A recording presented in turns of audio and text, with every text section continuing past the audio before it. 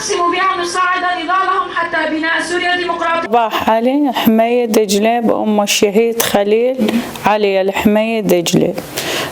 كان بطفولته أول يوم ينام بسريره، يعني أبوه ألا يجي من الشغل يفيقه، ما كان هادي بكل شيء له هادي، وما شاء الله صحته حيل كويسة، صحته حيل كويسة، يعني ما عذبني.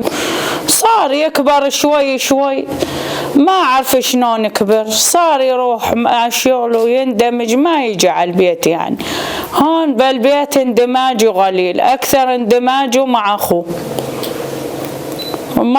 يعني أكثر اندماج، ويحب يعني يحب يشتغل، يحب يجيب لنا، يحب نكون مرتاحين. هو طلب يعني أمنيته بالدنيا يروح على، يعني أمنيته بالدنيا.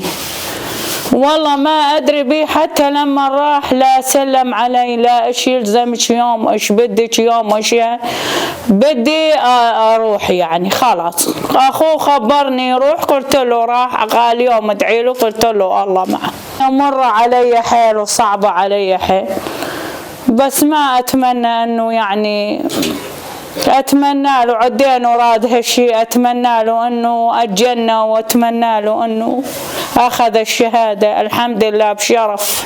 صحيح فقدته غالي علي، وما والله ما فارقني لليوم معه، بس إنه الحمد لله إنه يعني بشرف مات.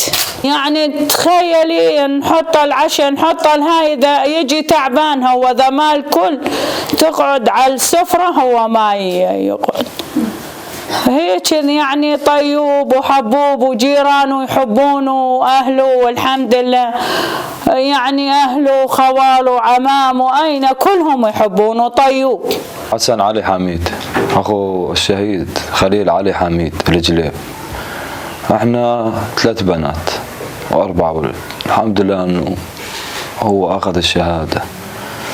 ضلينا 3 ولد و3 بنات، وابوي وامي، بس الله انه طعموا الشهادة احسن، واحنا فخورين به كثير. وراد كثير شغلات انه يعمر له بيت، يعمره يكملوا، ما كملوا يعني. وكافح كثير بعمره، واشتغل كثير، ما قصر معانا، يعني ما قصر معانا الكل. احنا له دين هو برقبتنا، وطلع يكافح هو، وبده الشهادة، وبده اعلى هيك، بده تدريب اعلى، هو اعلى من الكوماندوس، بده هو ابن الكوماندوس، بده تدريبات اعلى.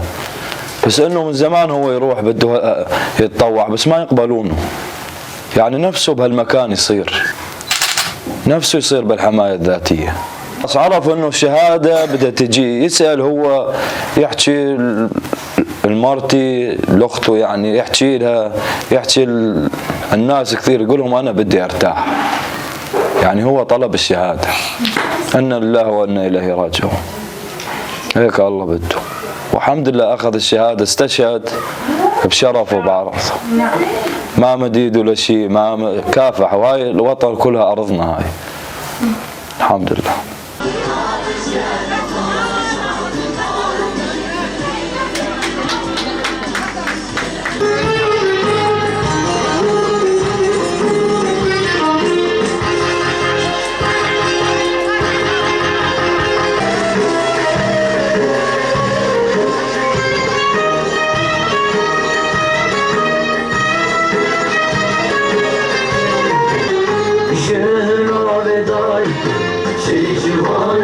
شيرين نحن نامر شهيد شي جوان